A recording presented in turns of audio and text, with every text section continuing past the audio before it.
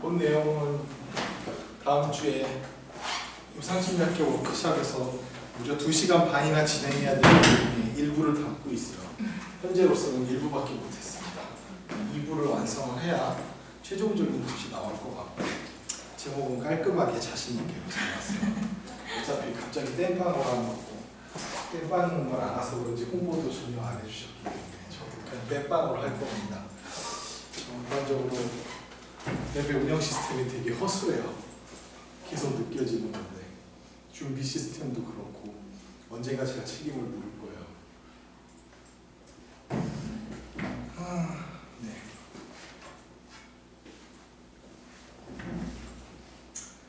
제가 이걸 기획하는 거는 처음에 이걸 부탁하신 박수리 이사님도 마찬가지고, 우리가 임상심리 전문가를 받게 되는 시간이 원래는 규정대로 하면 졸업 후 3년 뒤에 취득을 하게 되어 있죠.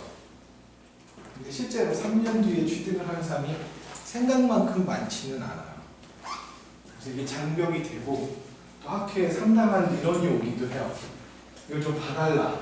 왜냐면 학회에는 심지어는 한 11년째 전문가를 못 따고 있다 이런 분들도 종종 오시고, 나이 40대 막 중후반의 분들도 막 연락을 하셔서 내 죽기 전에 전문가를 따야 될 거 아니냐 막 이렇게 얘기하는데, 이분들이 제일 많이 컴플레인을 하시는 게 왜 전문가가 됐는데 논문을 풀어야 되느냐예요.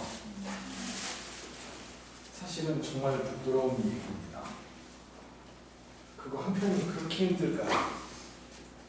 그거 한 편도 힘든 사람까지 우리가 전문가를 줘야 되는 건지에 대해서 정말 생각을 해볼 만한 일인 것 같아요. 왜냐하면 우리는 이미 그런 논문을 쓰지 않아도 받을 수 있는 정신건강 임상심리사를 갖고 있어요.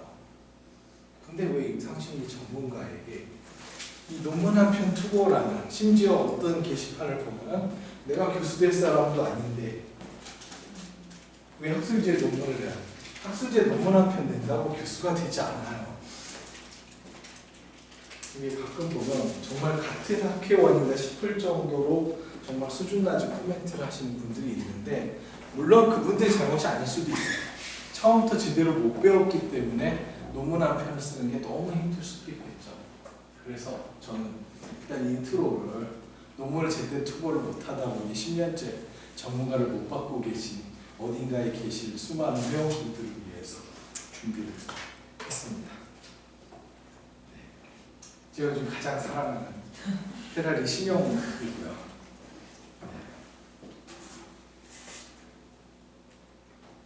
일단 목차를 보시면 일단 주제를 잡는 것부터 시작을 해요. 그래서 주제는 되게 가까운 곳에서 찾아가는데 오늘 여기까지만 할 거예요. 방법은 두루두루 찾아야 되고, 분석은 수시로, 지필은 순서대로, 리뷰는 왕이다까지로 진행이 되고요. 뒤에 것들은 말씀을 드릴 거는, 요거는 이제 내 연구에 쓸 방법을 어디서 찾아올 것이냐, 어떻게 방법론 세팅을 잡을 것이냐에 대한 거에 대한 거고요. 분석에 대해서 제가 강조하고 싶은 거는, 분석은 아주 작은 샘플 때부터 한 케이스 한 케이스씩을 신중하게 다 분석을 하면서 들어가야 된다는 거. 전체 코딩을 내가지고 그 결과를 봐서는 결코 되지 않는다는 거. 그리고 하나하나의 개별 자료의 의미를 잘 살려가면서 분석을 해야 된다는 얘기를 할 거고요. 지필은 순서대로 하는 거는 보통들 우리가 많이 정말 잘못된 논문 쓰는 버릇이 있어요. 결과를 먼저 찾아요. 온갖 분석을 막 해가지고 그게 뭔지도 잘 모른 채로 분석을 막 때려 돌려본 뒤 코릴레이션이 쫙 나오면, 자, 난 이걸로 쓸 거야 해서 그때부터 서론을 역으로 쓰는 경우들이 많죠. 이런 건 곤란하다는 거예요, 원칙적으로. 물론 최종적으로는 논문을 쓸 때 이 작업을 하기는 해야 돼. 하지만 그 전에 충분히 마치 서론을 언제든지 쓸 수 있을 정도의 그 작업을 해놓은 다음에 결과를 찾으셔야 되는 거예요. 이게 뭔지도 모른 채로 코딩된 변수들만 가지고 계속 페어링을 해서 어떤 값을 내고 그게 뭔지도 잘 모르는데 일단 난 이걸로 꼭 결과를 내야겠다라고 해서 버티기 시작하면 절대로 좋은 논문이 나올 수 없다라는 거죠. 그래서 충분히 서론 작업을 하신 다음에 그렇게 해서 결과 지필은 순서대로 가는 게 맞다. 그래서 논의는 나온 결과를 바탕으로 할 수 있는 논의를 쓰는 것이 가장 적합하다는 거죠. 그리고 마지막은 심사에 대한 내용이요. 여러분들도 논문을 힘들게 쓰시다가 마지막에 또 기법하시는 가장 중요한 이유 중에 하나가 리뷰어의 아주 그 가혹한 평을 듣는 거거든요. 나는 어쨌든 내 자식이잖아요. 소중하게 논문을 써서 힘들게 몇 년을 확하게 얘를 세상에 내놨더니 정말 막 되게 동네 강아지 취급을 하는 것이죠. 막. 그래서 사실 그렇게 곱게 리뷰가 오진 않아요. 근데 이제 여기 익숙해질 필요가 있는 게 원래 리뷰의 문체가 그렇거든요. 그거는 내가 특별히 잘못된 사람이어서 그렇게 쓰는 게 아니라 서로 얼굴을 안 보기 때문에 그냥 편하게 그렇게 쓰는 거예요. 저도 거기 글 쓸 때 정말 왜 이런 것까지 심사를 해야 되는지 모르겠습니다. 이런 코멘트 써요. 얼굴 안 보니까. 얼굴 보면 그럴 수 없죠. 아, 수고하셨는데 저는 그냥 몇 가지만 지적을 하려고 합니다라고 하겠지만 서로 얼굴을 안 볼 수 있고 누가 누군지를 모르는 상태로 하기 때문에 사실은 조금 세게 발언이 나갈 수 있거든요. 그러니까 그걸 감안해서 뭐 원래 이 동네에서 서로 대화를 이렇게 한다라고 생각하고 받아들이면 의외로 이 관문을 쉽게 넘어가실 수 있어요. 그러면 투고가 되거든요. 그래서 그것까지를 이제 최종적으로 얘기를 하려고 하네요. 자, 제가 먼저 얘기하고 싶은 건 주제를 꼭 가까운 데서 찾았으면 좋겠다라는 거예요. 그럼 주제를 가까운 데서 찾으라는 건 무슨 얘기인지 얘기하는 건 억지로 주제를 찾지 말라는 거예요. 여러분 주변에는 쉽게 찾을 수 있는 주제들이 있어요. 예를 들면은 내가 원하는 무슨 일을 하고 있을 수 있어. 자연스럽게. 좋든 싫든. 그래서 그냥 그거에서 조금 정리하면 얼마든지 논문 주제를 잡을 수 있는 경우들도 있어요. 근데 애써 꼭 이런 걸 싫어하시는 분들이 있어요. 오리지널리티가 좀 떨어진다라는 느낌을 가지시고. 뭐 그럼 자기 걸 찾아도 되는데 그렇다면 그 주제 또한 나한테서 되게 가까워야 된다는 거예요. 즉 내가 충분히 익숙한 주제를 쓰셔야 된다. 내가 진짜 잘 몰라 봐. 그때 해리장의 뭐를 연구하겠다. 이런 거 절대 좋은 논문이 나올 수 없어요. 내가 충분히 그 현상에 대해서 뭐 내가 하다 보니 그런 문제에 대해서 지금 다양하게 상담을 하고 있다던가 아니면 내 친구 하나가 진짜 이상한 애인데 딱 이런 문제를 가지고 있다던가 해서 내가 그 주제에 대해서는 상당히 이미 심도 있는 어떤 경험적 데이터를 삶에서 갖고 있을 경우에는 그 논문을 써도 어느 정도 좋은 방향이 나올 텐데 그냥 막 책을 보면서 아 이걸 한번 해보면 어떨까라고 했을 때 좋은 결과가 나올 가능성은 거의 없다는 거죠. 흔히 일반적으로 우리가 아 내가 논문을 한번 써야지 하면 아마 여러분들은 세 가지 선택지를 고민하실 거예요.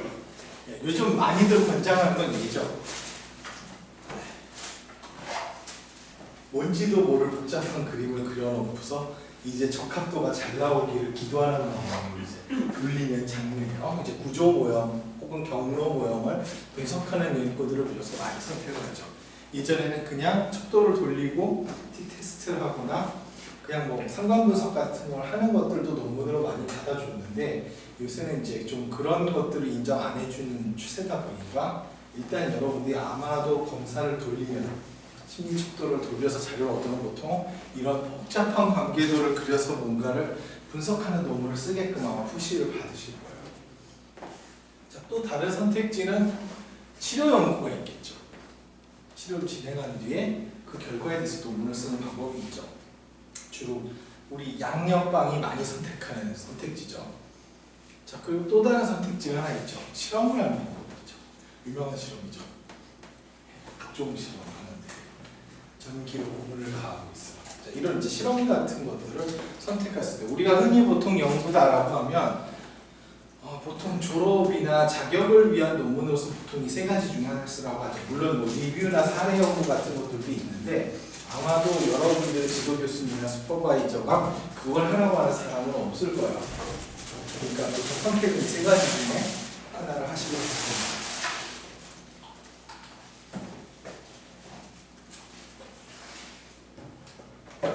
자, 그렇다면 첫 번째로 구조모형 연구를 내가 하려고 한다.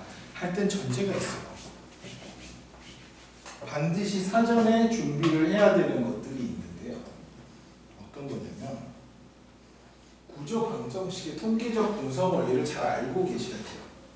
그러니까 요즘 제일 우려스러운 분들의 논문 쓰는 방법은 척도를 돌리고 대략감으로 그림을 그리고 종이에 그 다음에 통계를 돌릴 줄 아는 지인이나 혹은 돈을 주고 시킬 수 있는 업체를 섭외해서 이대로 어떻게 좀 해줘 라고 딱 던져주는 경우거든요. 자, 100% 실패하신다고 보면 돼요. 왜냐면 이거는 기본적으로 막 만져주면 어떻게라도 결과값은 좋게 낼 수 있어요. 근데 그건 아무 의미도 없어요. 그러니까 많이 연구 처음 하시는 분들이 착각하는 게 막 내가 적합도 좋게 나오고 막 몇 개 유의한 막 선의 관계를 찾아내면 아 이게 논문이 되리라. 이거는 통계 결과 보고서지 논문이 아니거든요. 논문은 기본적으로 가설이 있고 그거에 대해 검증된 결과가 나와야 되는 거예요. 근데 내가 이 구조 방정식이 어떤 원리를 가지고 도출되는지를 전혀 이해를 못하고 있는데 도대체 잠재 변수는 어떻게 추정이 되고 거기에서 뭐 측정 모형은 얼마나 좋은 퀄리티를 가져야 되고 그것이 또 합쳐졌을 때 무슨 현상이 있고 적합도는 뭘 얘기하는 거 전혀 모르는데 아 누군가가 적당히 돌려주겠지라고 생각하면 실제로 너무 티가 나요. 리뷰를 할 때. 얘는 진짜 아무것도 모르고 통계를 맡겼구나. 실제 그래서 지적이나 질문을 딱 던지면 거의 대응을 못해요. 이런 경우에. 그럼 뭐 떨어져야죠. 본인은 나름 상당히 노력했다라고 생각하지만 본인이 통계 논리에 대해서 먼저 충분히 공부를 하고 익히지 못했다면 이 방식은 아예 시작을 안 하셨으면 좋겠어요. 그리고 이 분석이 어려운 가장 큰 이유는 돌리면 값이 나와요. 이게 제일 문제거든요. 돌리면 값이 나오지만 그거는 의미가 없어요. 실제로 심리학적인 의미는 이게 해석적 가치가 있을 때만 연구로서 의미가 있거든요.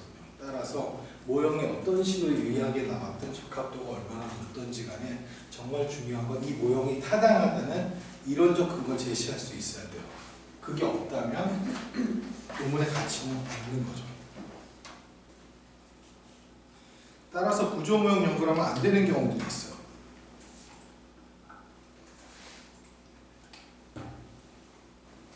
제일 하시면 안 되는 건 인과관계로 우길참이시면 이것에 대한 연구를 하시면 안 돼요. 태생적으로 구조 모형 혹은 경로 모형은 이쪽에 화살표가 어느 쪽으로 가게끔 돼 있어요. 그럼 이거를 보고 있으면 당연히 얘가 얘를 설명한다. 혹은 얘가 얘를 유발했다. 라는 식으로 해석을 하고 싶죠. 그리고 그렇게 해석을 안 하면 설명을 하기 되게 어려워요. 솔직히. 분명히 이것은 그냥 코릴레이션 매트릭스에서 나온 거긴 하지만 그걸 그런 식으로 해석하려고 치면 사실 방향성이 하나도 없는 거기 때문에 심각한 문제가 있는 거죠. 자, 인과관계를 우기려고 이 연구를 하시다. 왼쪽에 있는 것이 오른쪽의 원인이다 라고 한다면 이 분석은 아무것도 그렇게 할 수 없어요. 그 이유는 좀 이따 한번 보여드릴게요.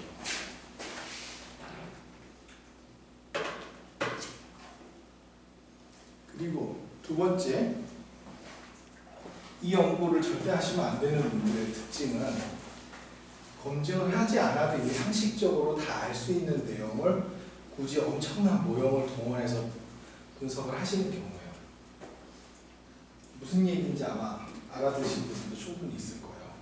그냥 서론에서 약간의 내용만 봐도 혹은 모형에서의 제목만 봐도 당연히 얘가 얘와 관련돼서 이렇게 나오겠지라는 게 너무 상식적으로 뻔한 거예요. 근데 그거를 단지 남보다 중간에 변수 하나 더 넣는다던가 조금 뭐 선을 조금 더 복잡하게 한다든가 이런 걸 만들어서 아 나는 좀 더 다른 걸 해냈다라는 것은 실질적으로는 역시 통계를 열심히 하셨다라는 의미는 있을지 몰라도 논문으로서 가치는 없어요.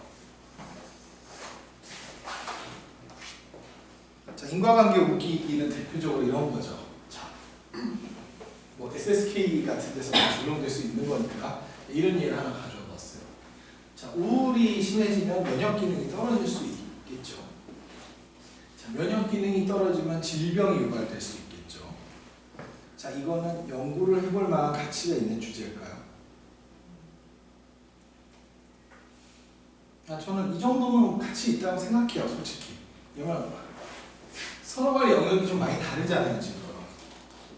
우리가 보통 심리 내적이라고 생각하는 것과 사실은 우리의 되게 생물학적 기능 그리고 되게 질병이라는 상당히 다른 이상 간의 관계를 보고 있는 거기 때문에 저는 사실 이 정도 주제를 잡으면 되게 잘 잡으신 거라고 생각해요.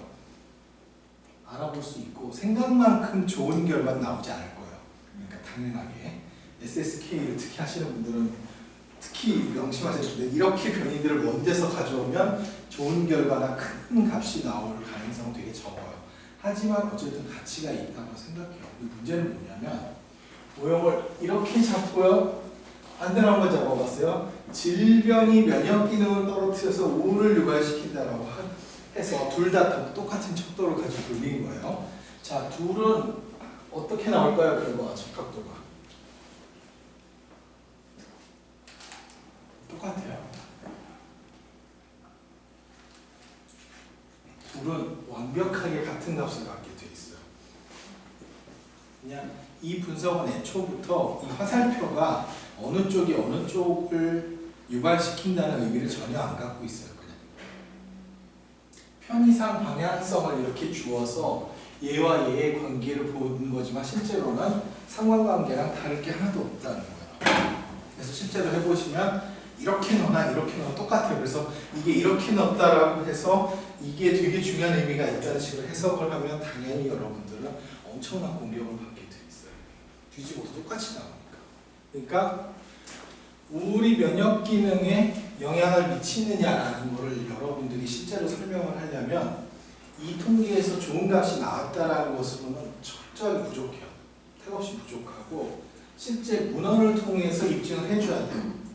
많은 우울증 환자들한테서 실제 면역 기능이나 T세포 같은 것들의 뭐 횟수가 줄어든 결과 같은 게 실제로 예전에도 관찰된 적이 있다던가 아니 우울증 환자들이 전체적으로 뭐 질병의 호소가 크고 뭐 사망률도 높다던가 이런 데이터들을 막 가지고 와서 이 모형은 비록 동시점에서 상관관계로 얻었지만 실제 이 병인들의 관계를 다른 어떤 연구 결과들하고 같이 비교해서 생각을 해봤을 때는 분명히 이 방향성이 맞을 것이다라고 내가 내 논리로 설명을 해줘야 된다. 그러니까 이 통계는 사실 그렇게 결정적으로 큰 의미가 있지는 않다는 거죠.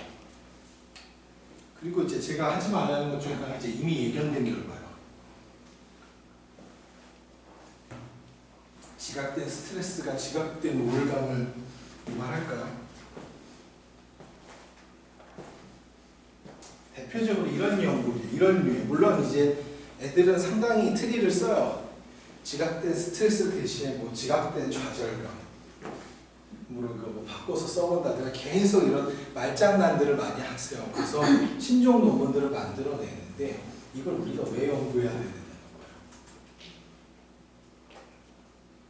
알아봐야 될 필요가 없잖아요. 이거를 학부생이 봐도 결과가 나올 것 같지 않아요? 그냥 봐도. 연구란 우리가 되게 미지의 현상을 다양한 인류의 노력과 지금까지 기술을 총동원해서 검증해내는 시도잖아요. 근데 이걸 우리가 왜 검증해봐야 되느냐는 거죠. 이미 어쩌면 한 2500년 전에 훌륭한 철학자분들께서 이미 저거에 관계가 있다는 건 다 알고 계셨을 텐데 우리가 이거를 수치상의 그것도 상관 모형을 가지고 뭔가 관계를 만들어낸들 거기서 우리가 보탤 수 있는 지식이 뭐가 있냐는 거죠. 그러니까 이런 연구는 애초부터 기획하지 않으셔야 돼요. 이런 내놓고 내가 얼마나 열심히 썼는데 왜 통과를 안 시켜주느냐라고 하면 할 말이 없다는 거죠. 너는 학계를 위해 기여한 게 아무것도 없어요. 예견을 넘어서는 구체성이나 창의성이 존재해야 된다는 거죠. 뭐 어떤 게 있을까? 여기서 좀 더 한 단계 들어가는 방법이 있다.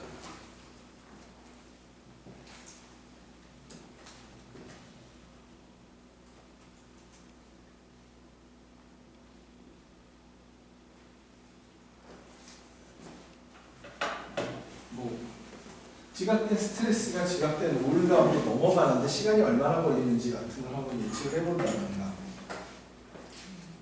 뭐 이제껏 사람들이 뭐 알아내지 못했던 뭔가를 좀 보여줘야겠죠. 아니면 스트레스 요인 중에서도 특별히 우울하고 더 연관된 게 있는 건지, 아니면 사람에 따라서 특히 우울을 유발시키는 스트레스원이 따로 있는지라든가 이런 거에 대한 관심을 가지고 좀 더 들어봐야지 인간 전반에 되게 제네럴한 어떤 원칙을 이렇게 심플한 분석을 통해서 검증을 하려고 하는 건 바람직하지 않다는 거죠. 뭐 예를 들면 한 요 정도 해주는 것이 필요하다는 거예요. 자, 아빠의 양육 스트레스가 엄마의 우울과 아버지의 우울을 동시에 설명해 줄 수 있다. 네, 보니까 어때요? 아버지의 양육 스트레스가 향후의 아버지의 우울을 예측하는 데 있어서는 상당한 설명력이 있는데 비해서 엄마의 우울하고는 크게 관련은 없네요. 엄마는 엄마 스스로 느끼는 양육 스트레스가 훨씬 중요한 역할을 미치고 있죠. 물론 동시점에선 둘 사이의 상관은 매우 높을 수밖에 없겠죠. 자, 이렇게 뭔가 만약에 내가 스트레스와 우울감을 보고 싶다라고 할 때는 이거에 대해서 좀 더 구체적으로 현상에 대해 한 단계 더 들어갈 수 있는 어떤 정보를 줄 수 있는 구체성들이 필요하다는 거예요. 근데 이런 걸 아이디어를 내려면 내가 이 분야에 대해서 되게 친숙해야 된다는 거지. 아무것도 친숙한 주제가 없으면 늘 스트레스와 우울 뭐 이런 식의 결과를 낼 거란 말이야. 하지만 내가 아이를 키우다가 너무 막 화병에 얻었어. 막 심하게 우울했었고 막 이런 경험이 있다면 한 단계 더 들어갈 수 있겠죠. 이 경험으로. 아, 양육이라는 스트레스가 상당히 뭐 우울을 되게 미래의 우울을 설명할 수 있을 것이다 라던가 이런 한 단계 더 들어갈 수 있는 모형을 만들 수 있기 때문에 내가 그 주제에 대해서 어느 정도 친숙함을 갖고 있느냐는 정말 중요한 거예요.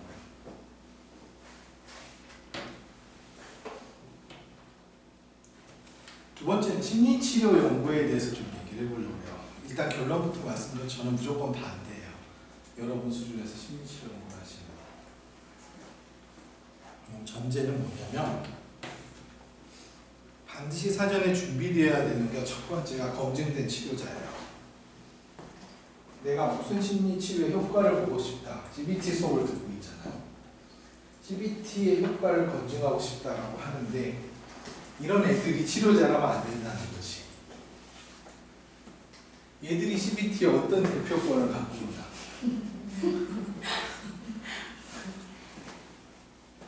석사 수준에서 심리치료 연구를 하면 안 된다는 이유는 여기 있어요. 이 아이들 누구도 그 치료를 대표할 수 없어요.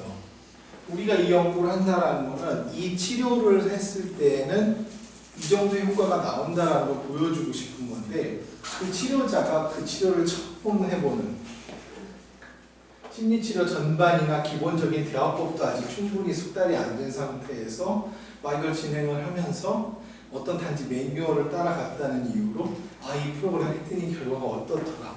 그러면 출발부터 이런 경우에 이 연구는 상당히 보수적이고 회피적인 어떤 검증 절차를 거칠 수밖에 없어요. 왠지 결과 안 나올 것 같잖아. 이미 시작할 때부터. 잘 나올 수도 있어 사실은 되게. 그런데도 이미 되게 뭔가 안 나올 것 같은 생각을 가지고 되기에 치료 쪽이 유리할 것 같은 여러 가지 안전장치를 쓸 수밖에 없어진다는 거죠.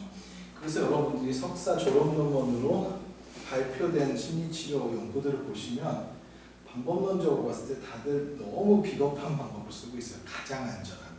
보통은 치료 안 한 집단과 비교를 하죠. 나의 자신감은 거기까지밖에 없는 거야. 내버려 둔 거보단 그래도 내가 얘들하고 8주간 얘기를 했으니 뭐 좀 낫지 않았어? 이런 전제를 하고 있다는 거죠. 자, 이래놓고 나중에 CBT 혹은 마음챙김 뭐 인본주의 치료 효과를 내가 검증했다? 말이 안 되죠. 그래서 검증된 치료자가 준비 안 돼 있다면 이 연구 못하시는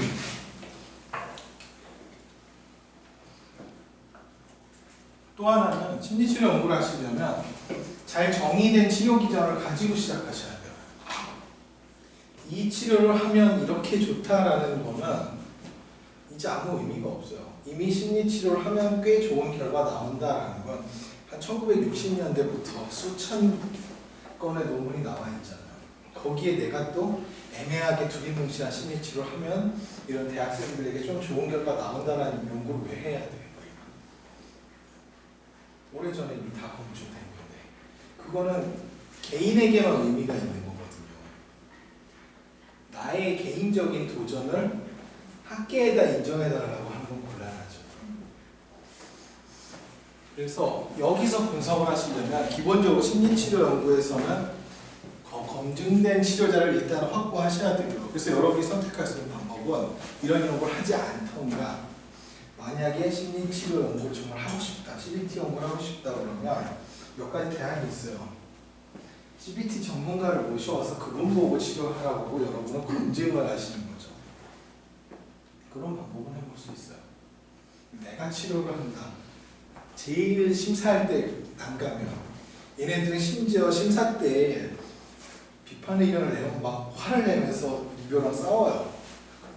왜냐면 내가 이 치료에 너무 많은 애정과 어떤 영혼을 갈아 넣었기 때문에 이 비판을 받아들일 수가 없는, 막 거의 싸우자 태도로 나오고. 이미 이 정도 되면 이거는 학문의 과학의 영역이 아닌 거죠. 잘못 빠지면 이거 연마다 종교의 길로 가게 돼 있어요. 이것은 반드시 결과 나와야 한다, 이런 식의. 그래서 저는 여러분들 레벨에서 일단 심리치료를 안 하는 게 맞다.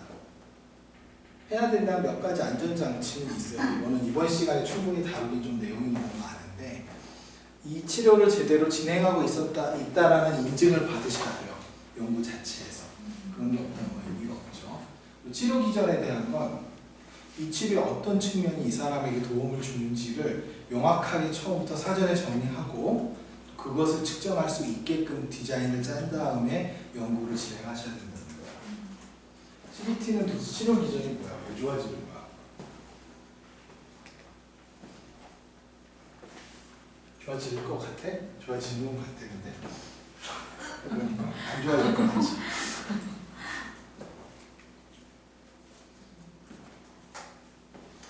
CBT의 치료 기전이 만약에 생각이 바뀌는 거다 라고 하면 전제는 이 연구 안에서 참가했던 우리 환자나 피험자 분들의 생각이 실제로 바뀌었음도 증명하셔야 돼요. 그냥 최종 아웃컴만 좀 좋아졌다고 해도 이 효과가 어디서 왔는지 우리가 알 길이 없잖아. 실제로 생각이 변했으면 얼마나 생각이 변했는지에 대한 다양한 증거를 제시할 수 있어야 되고요. 적절한 시점에. 만약에 이 사람이 즐거운 활동을 늘려준 게 주요했다고 보면 정말 즐거운 활동이 늘어났는지도 증거를 확보해야 된다는 거죠. 이 정도 노력을 해줘야 심리치료 연구에 가치가 있지, 치료 기전이 빠져있으면 역시 이쪽 치료에는 의미가 없는 거죠. 그래서 심리치료 연구를 당연히 이런 의도로 하지 마셔야 돼요.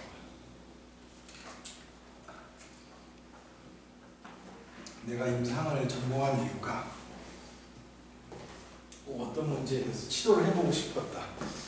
어쩌면 내 인생의 마지막일지도 모르는 이 기회를, 이 치료 논문을 통해서 피날레를 하고 싶다. 그건 되게 생각이에요. 이런 걸 위해서 우리가 사회적 자원을 낭비할 수는 없다라는 거죠. 항상 여러분이 경계하셔야 될 건 아마추어리즘이에요. 여러분 일단 이 업계에 들어온 이상 여러분의 자아 실현을 위해서 여기 오신 게 아니에요. 그래서 무모한 도전, 내가 한번 배워서 열심히 해보겠습니다 라는 것은 논문으로서 가치는 당연히 없는 거죠. 그리고 내 목적이 검증보다 홍보일 수 있어요. 예, 이 경우 저는 아예 심사도 안 합니다. 내 마음에 이미 이것이 옳다라는 답이 있어요. 옳아야 해 이건. 나는 되게 무슨 뭐 그런 게 있을 수 있죠. 무슨 천부교를 믿고 그분의 가르침대로 살면 분명히 세상의 모든 마음의 병이 나을 거다라는 믿음이 있어요. 그래서 내 논문을 쓰는 이유는 이것이 얼마나 좋은지를 확인해 주기 위해서 목적으로 논문을 쓴다. 일단 출발부터 틀렸죠. 검증이라는 거는 여차하면 넌 효과가 없음을 내가 증명해내겠어 라는 마음가짐이 필요한 거예요. 근데 이것은 좋아야만 한다라고 하면 이미 검증이 아니잖아요. 수많은 왜곡이 들어갈 수밖에 없겠죠. 그래서 이런 형태로 이런 마음가짐이 있으시다면 절대로. 그래서 제가 소위 이제 예술치료 쪽 분들 되게 싫어하는 이유가 이분들은 결론이 나와 있어요. 우리 치료는 좋아야만 한다. 예전에 제가 병원 수련 받을 때 있었던 음악치료 선생님들이 얘기했던 게 이것이 좋음을 나는 반드시 증명하고 말겠다. 늘 그렇게 얘기하고 다니셨거든요. 이런 사람한테 어떻게 객관적인 검증을 받을 수가 있겠어요? 당연히 불가능하죠. 자, 임상심리학자라면 되게 중요한 마음가짐이 필요하셔야 돼요. 만약 심리치료가 생각보다 결과가 좋지 않다면 이걸 하지 말아라고까지도 얘기할 수 있는 객관적인 위치를 내가 갖고 있느냐.